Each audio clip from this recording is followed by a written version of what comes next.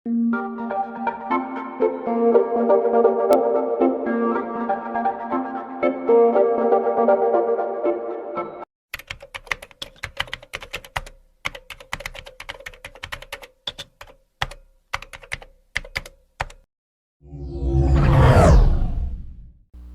muna pinlano ni Chris ang umibig muli matapos ang kabiguang kanyang natamo. Instead, he decided to take a vacation to heal his broken heart. In the process, nakilala niya si Irene Romero. She caught his attention the first time he saw her because of her silence. Too much silence. As a matter of fact, nawala ang kakayahan ng babae na magsalita, subalit nakakarinig pa ito. And in ways he knew nagawa niyang makuha ang tiwala ng dalaga sa kabila ng misteryosong bumabalot dito. Hindi alam ni Irene na unti-unti na rin tong minamahal, higit pa sa kanyang pagmamahal noon sa una niyang pag-ibig. But Chris didn't know that behind her silent yet affectionate treatment of him lays a truth that would destroy everything he felt for her.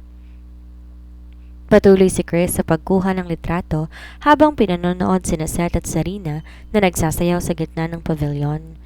Naroon sila sa isang malaking hotel na pag-aari ng pamilya Alarcon dahil doon ginanap ang wedding reception ng dalawa. Araw yon ng kasal ng matalik niyang kaibigan at ng babaeng mahal na mahal niya, subalit kailangan niyang pakawalan sa huli dahil hindi yun tama. He did it for Seth and Sarina to be happy. It was the latest he could do. Marami nang pinagdaanan ng dalawa para mapatunayan ang pag-ibig nila sa isa't isa. Hindi niya na nais pa na pahirapan ang mga ito. Na-inlove siya kay Zarina noong mga panahon na wala itong maalala sa nakaraan nito. Hawak naman si Seth ng katibayan na minsan nag-exist ang dalaga sa buhay nito. He did not know that fact until Seth told him so, na umiibig siya sa babaeng matagal nang iniibig ng kaibigan niya. There and then he knew their friendship would be up to the test. At hindi nga siya nagkamali. Muntik nang mapahamak noon si Zarina sa kagustuhan na pasakitan si Seth. Hurt and broke upon realizing that Zarina loves Seth. Nagkasagutan sila na magkaibigan. But despite that, it was fate that brought those two back together. In the end, he told her to find and chase after her happiness with the one she knew who could bring it to her, at alam niya, si Seth lang makapagbibigay noon sa dalaga. He chose to be a noble friend for their sake and, more importantly, their happiness. Though 6 months had already passed by, he still couldn't find it in his heart to let Zarina go completely. Kahit yon ang sinasabi niya kina Zed at Zarina, sa loob-loob ay hindi niya magawa yon. Aminado siya, mahal pa rin niya ito at magparaya.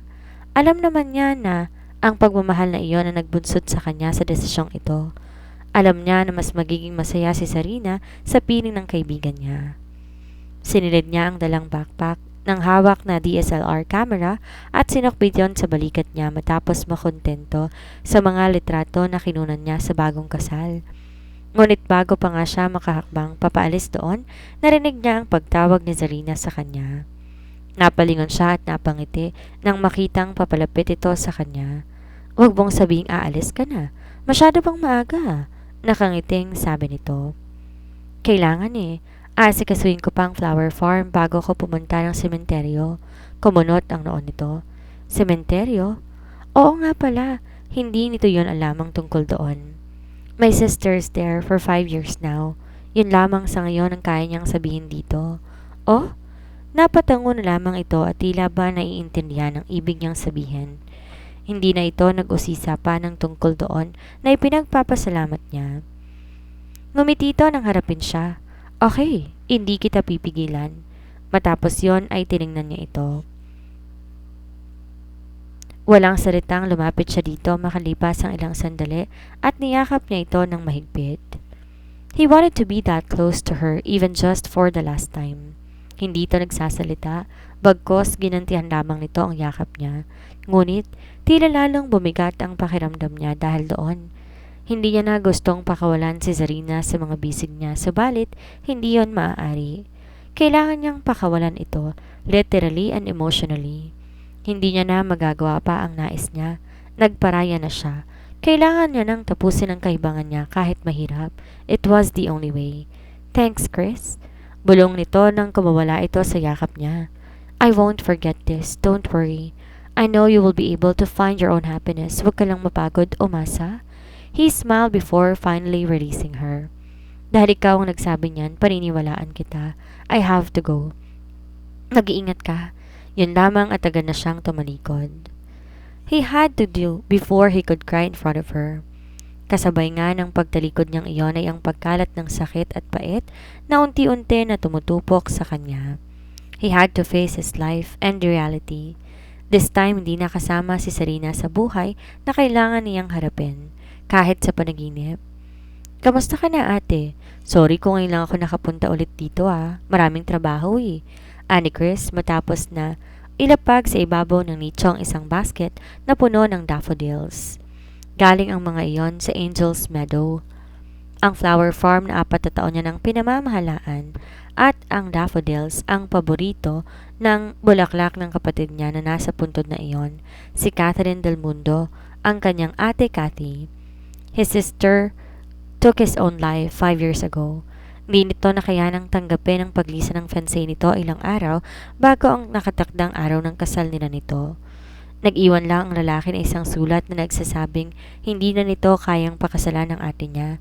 Walang sinabi na konkretong dahilan kung bakit ito nagdesisyon ng ganon, ngunit sapat yun upang masaktan ang ate niya at madepress ito. Walang gabing hindi umiiyak. Batid niyang labis itong dinamdam ang paglisan ng fiancé nito na si Santi Novencido. Tila ba dito umikot ang mundo nito kaya ganon na lamang ang pagdaramdam nito. Hindi na nila nakausap si Cathy ng maayos ng mga sumunod na linggo. Walang kinakausap kahit sino sa kanila. Sinadya nitong i-isolate ang sarili mula sa mundo. Hindi na rin nga ito kumakain ng maayos.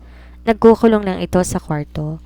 Walang araw na hindi niya to naririnig na umiiyak kahit pinakikinggan lang niya ito mula sa labas ng silid nito. Sa loob na higit 1 buwan, ganon ang nangyayari.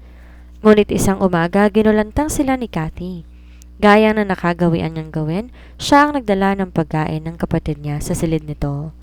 Sa pagbukas niya ng pinto, ganon na lamang ang gilat siya niya nang matagpuan na nakabitin ang katawan ng ate niya. Nagbigti ito. Dahil hindi na nito kinayang mabuhay nang wala si Santi sa buhay nito. Tuluyan ng ginupo ng depresyon at kalungkutan. Sa ibaba ng nakabiting katawan ni Cathy, naroon ang isang ginupit na article mula sa dyaryo. Tungkol yon sa isang car accident sa highway na ikinasawi ng isang tao at kinakomatose naman ng kasama nito. Ang namatay na yon walang iba kundi si Santi. I'm sorry ate. Wala akong nagawa noon para tulungan ka. Forgive me for being so weak. Hirap na sambit niya. After his sister's death, tinupad niya ang pangarap nito para sa kanya. He became a professional photographer. Nag-aral pa sa ibang bansa upang matupad lamang niya iyon. He wanted his sister to be proud of him even though she was gone. Kalinsabay ng pagtupad ng pangarap nito para sa kanya, nagbitaw siya ng pangako sa libingan nito. He vowed to find the woman who became the reason why Santi left Cathy.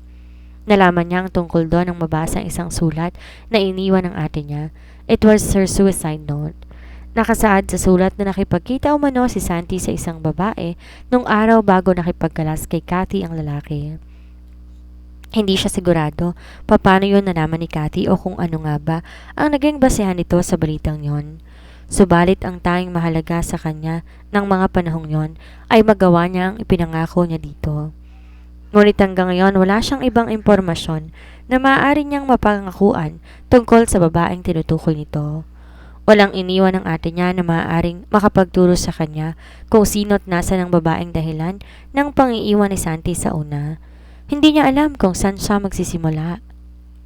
Ate, tulungan mo ko. Hindi ko alam kung magagawa ko ba ang pinangako ko sa'yo.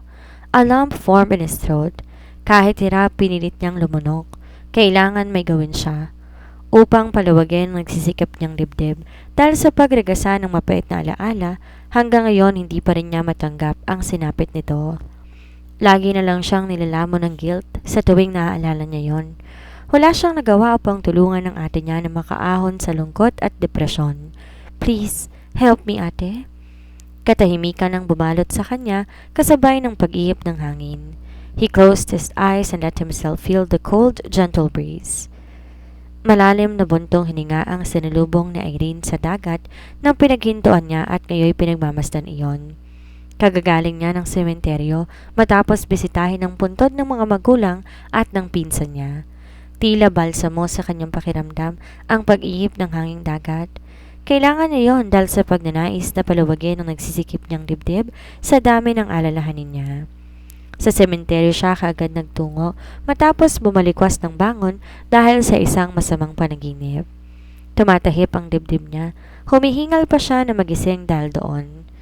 Nais niyang umiyak subalit hindi niya hinayaan ang kanyang sarili. Lalo lamang sumasama ang pakiramdam niya kapag umiiyak siya dahil sa panaginip na yon.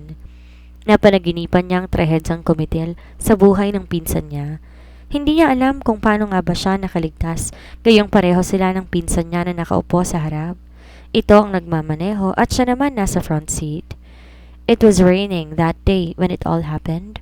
Bumangga ang SUV na sinasakyan niya sa isang truck na hindi niya alam kung saan nagsimula. Next thing she knew, she woke up in a hospital, unable to speak because of an injury in her throat that she got from the accident after being in comatose state for more than a week. What shocked her was the news that her cousin ended up dead. Kung paano siya nakaligtas sa tindi ng pinsalang tinamo, yun ang hindi niya alam. Bubuntong hininga na lamang ulit siya. She watched the sea with a sad smile. Hindi niya alam kung paano pa niya nagagawang gumising sa bawat umaga matapos ang trahedya. It had been 5 years and yet the pain seemed to have not faded at all, not even a bit. Binaling niyang tingin sa ibang direksyon na magsawa na siya sa pagmamasid sa dagat, pero nasorpresa siya sa tanawing sumalubong sa kanya. Isang gwapong lalaki ang ngayon nakatingin sa kanya habang hawak nitong isang DSLR camera. Sa akin ba talaga nakatingin yun? Hindi tinangkang ibaling ni Chris sa ibang direksyon ang kanyang tingin sa babaeng nakakuha ng kanyang atensyon nang di sinasadyang napatingin to sa kanya. Matapos magtungo sa sementeryo, naisipan niyang magpahangin sa dagat. Ilang sandali rin niyang ginawa yon bago niya naisipan na kumuha ng mga litrato.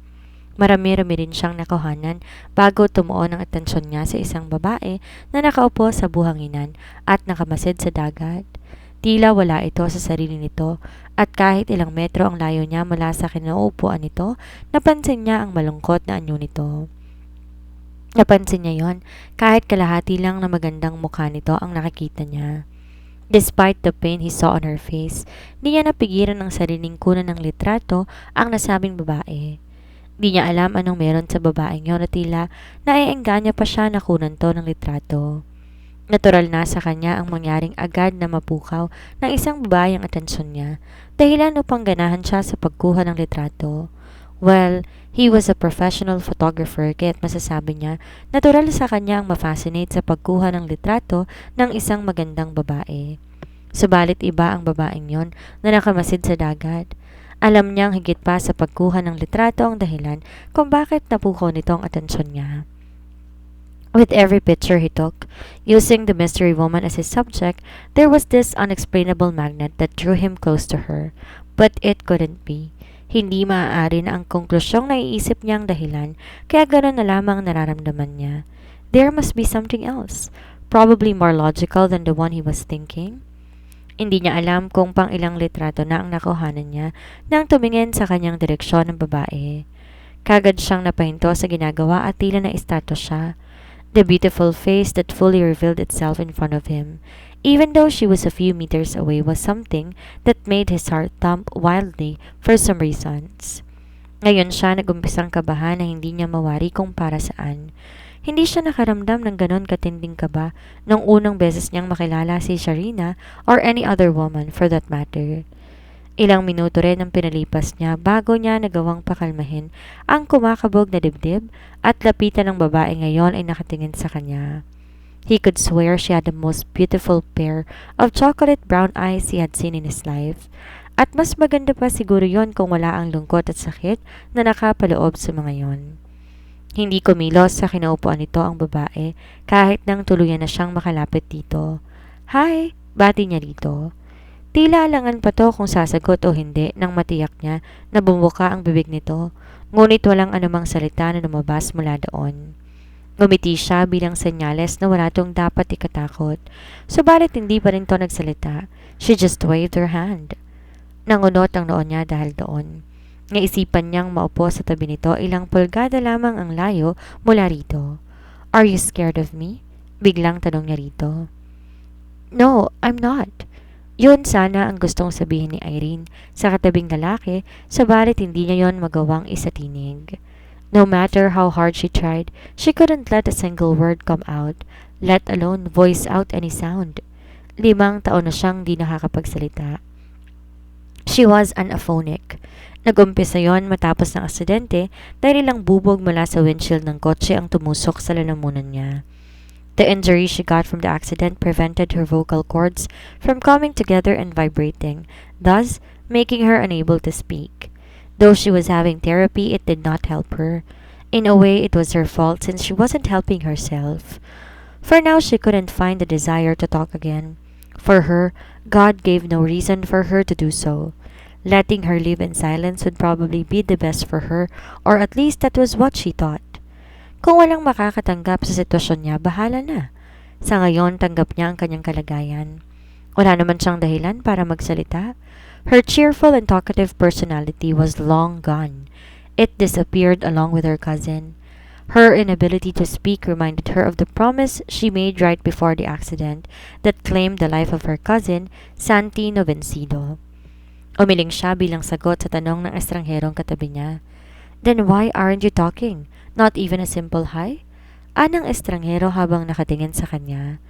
There was this relentless pounding on her chest when he looked at her. Yun ang unang pagkakataong naranasan niya, ang ganun kalakas na pagkabog ng dibdib dahil tinitigan siya ng isang lalaki.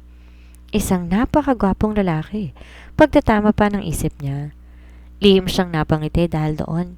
But why did she had this weird feeling that she had seen him somewhere before? See? You're just looking at me. Kung di ka natatakot sa akin, ba't ayaw mo akong kausapin? I won't do anything bad to you. If that's what you're thinking, dagdag pa nito. I know that. Hindi siya takot dito. He was not threatening in any way at all. Daman niya mabuting tao ito pero hindi ganon kadali para sa kanya na sabihin yon. Wala sa sariling kumilos ang kaliwang kamay niya at naglanding yon sa tote bag na nasa tabi niya. Napatingin siya sa bag na yon at may naalala siya. Dali-dali niyang kinuha ang isang whiteboard na kasing laki ng isang long folder at water-based marker sa loob ng bag. Using it, she started writing words. Kunot noong pinagmasdan lang siya ng lalaki. Huminga siya ng malalim bago pinakita sa katabing lalaki ang nakasulat sa whiteboard. I really want to talk but I can't. Anong ibig mong sabihin? Tanong nito matapos basahin ang isinulat niya.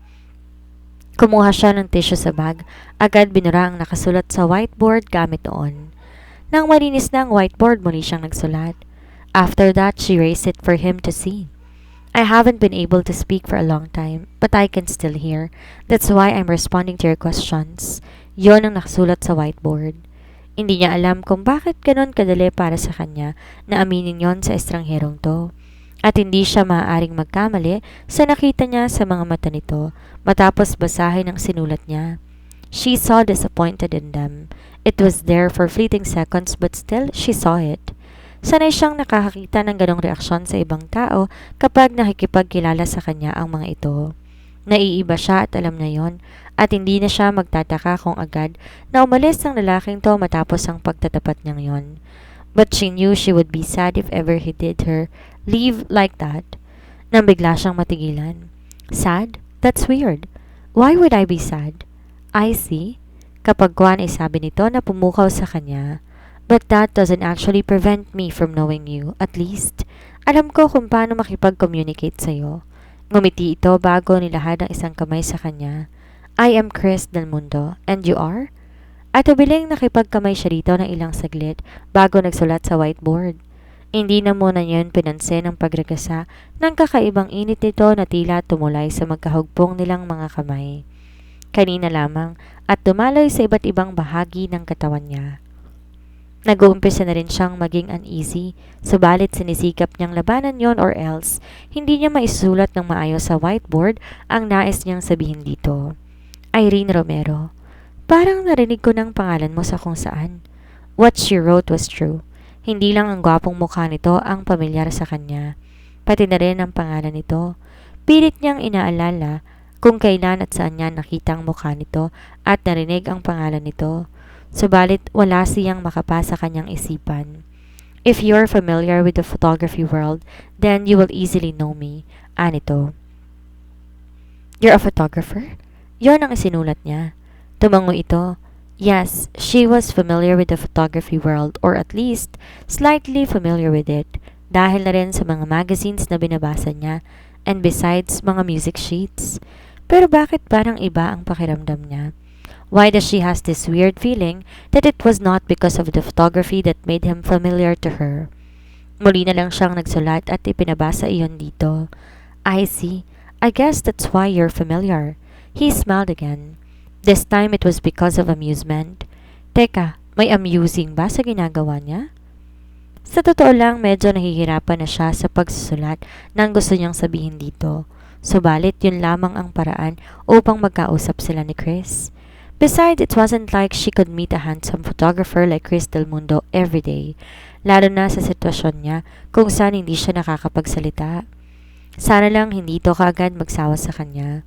She wanted to be with him, to know him more, pero paano niya magagawa yun kung you don't have to write everything you want to say, you know? Ani Chris na nagpatigil sa daloy ng kanyang isipan. Napatingin siya dito, nagtatanong ang mga mata niya. Can you do sign language? Maya-maya ay tanong nito. Tumango siya.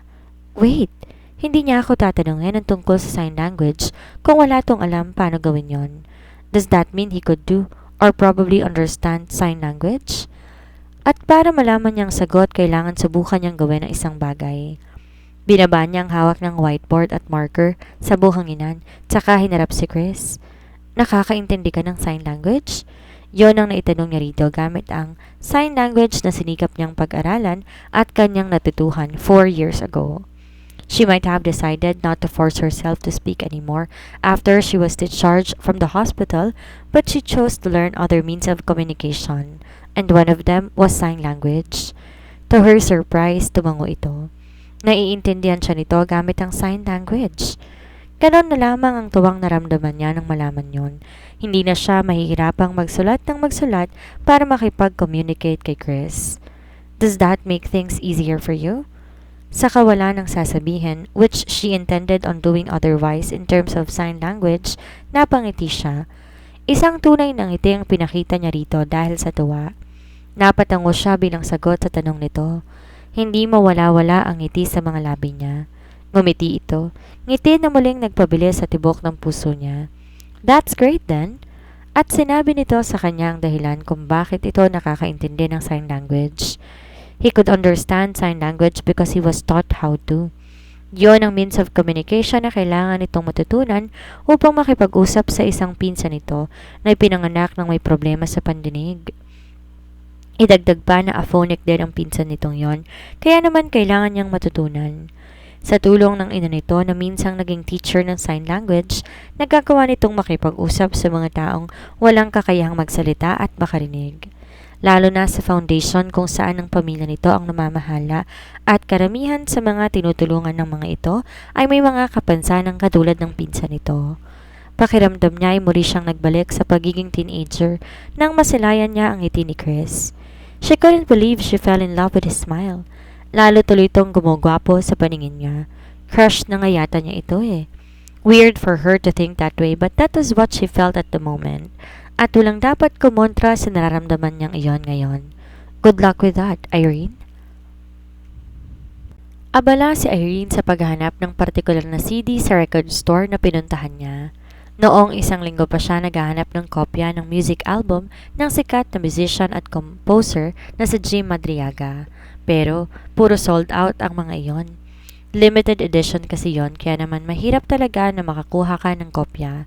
At mukhang mamalasin na naman siya ngayon dahil naunahan siya ng isang lalaki sa pagkuha ng mag-iisang kopya ng album na nakita niya. Napabuga tuloy siya ng hangin dahil doon. Nangihinayang man pero wala na siyang magagawa.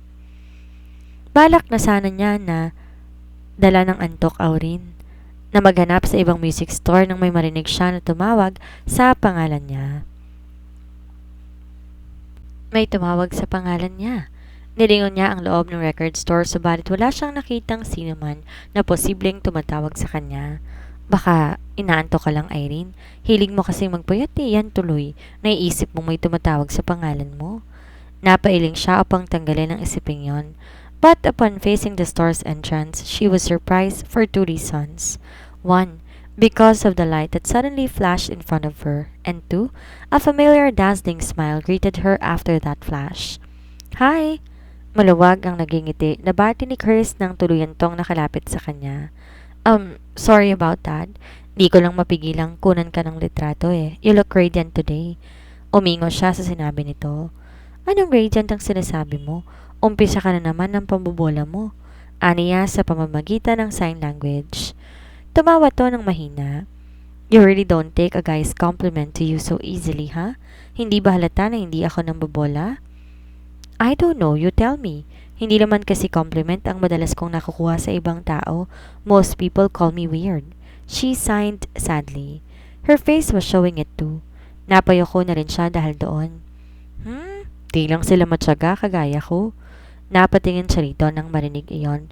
Then she said something using sign language again. Anong ibig mong sabihin hindi sila matyaga? Hindi napapawi ang ngiti nito. And as she expected, her heart was beating wildly. Weird. She just met this guy a week ago and they met only once, for heaven's sake. Kaya bakit may gantong epekto sa kanya kaagad ang lalaking to? Di lang sila matyaga na gumawa ng paraang makilala ka. You're always the one doing the effort to know them, right? It doesn't always have to be that way. Besides, don't take their heartless comments by heart. Lalo kang mahihirapan. Madali kasi para sa kanilang manghusga dahil hindi ka naman nila naiintindihan. It's easy to say things we haven't experienced yet, but when you're already on the sinking boat, it will be hard to think clearly on how to get out of it. Sabi nito sa seryosong tono, na noon lang niya narinig mula dito. Napatingin na naman siya kay Chris. May sitwasyon na ba tong pinagdadaanan na minsan hinusgahan ito at pinangakong hinding-hindi nito mararanasan o gagawin? Was there a time that he had been on a sinking boat and had a hard time thinking on how to get out of it easily? Ano nga palang ginagawa mo rito? Pag-iiba nito ng usapan at muli ngumiti sa kanya. I'm looking for a certain music album entitled Within a Silent Heart. Yun ang music album ni Jim Madriaga. Jim Madriaga's music album? Tumango siya pero laking gulat niya nang bigla nitong kunin ng kamay niya at hinila siya patungo sa counter. He held her hand like it was a natural thing for him to do. The feel of his hand on hers was so good na para bang ayaw niya nang bitawan nito yon. Hawak pa lang nito ang kamay niya pero parang secure na secured ang pakiramdam niya. What more if he held her close and wrapped his arms around her? At bakit mo naman naisip ang ganyang bagay ha? Gusto mo bang magpayakap sa kanya? Anang isang bahagi ng isip niya na hindi na lang niya binigyang pansin. Basta gusto niyang nangyayari ngayon at gusto niya ang paghawak ni Chris sa kamay niya. Tapos ang istorya. Hi Ate Jessie, nasa sayo rin ba yung complimentary copy ng album ni Jim na hindi niya naibigay sa akin? Tanong ni Chris sa babaeng nandoon sa counter. Sa paraan ng pakikipag-usap nito sa babae, parang matagal nang magkakilala ang mga ito. Oo naman, isang linggo ko na ngang binabantayan to at baka may iba pang makakuha eh. Kukunin mo ba? Yup, it will be a gift to a special lady. Sukat sa sinabi nito, napatingin sa kanya ang babaeng tinawag nito na Ate Jessie. Noon niya lubusang nakita na maganda pala ito. Friendly din ang mukha nito sa kabila ng kasopistikadahang nakikita niya sa tindig at anyo nito. Bigla siyang kinabahan at hindi niya alam kung bakit. Ngunit agad ding naglaho yon nang idian siya nito. I guess you're the special lady he was talking about.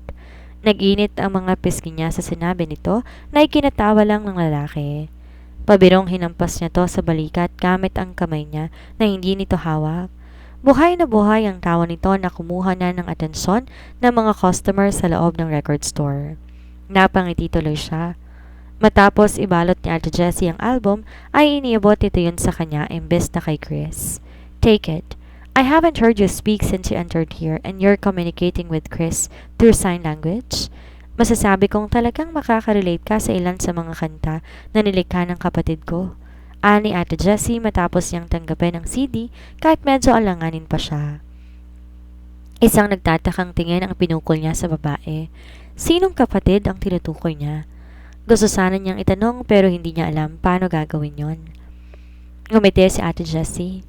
The composer of the music in that album is my little brother pero sikreto lang natin yon ha? Nagulat siya sa nalaman niya. Napatingin tuloy siya kay Chris na nakangiti lang. Saka tutumango na para bang sinasabi nito na totoo ang sinabi ni Ate Jessie. Matapos yon, napatingin siya sa CD na hawak niya.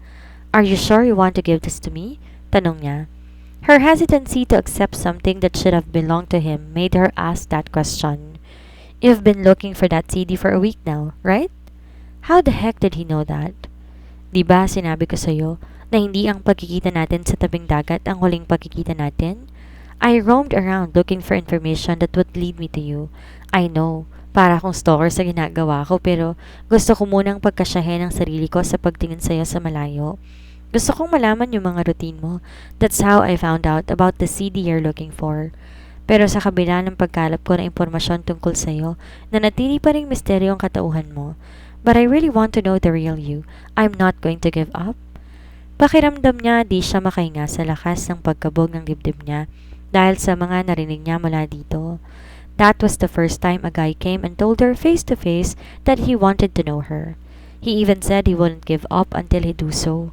Pero ano nga bang dahilan na tila ganito kadesidido na makilala siya? Ngumiti ito at nilapitan siya ng husto. Bahagya siyang napaatras, ngunit hinila nito ang kanyang kamay na hawak-hawak pa pala nito. Nilapit ang mukha nito sa mukha niya. You are a mystery that I would like to solve, Irene.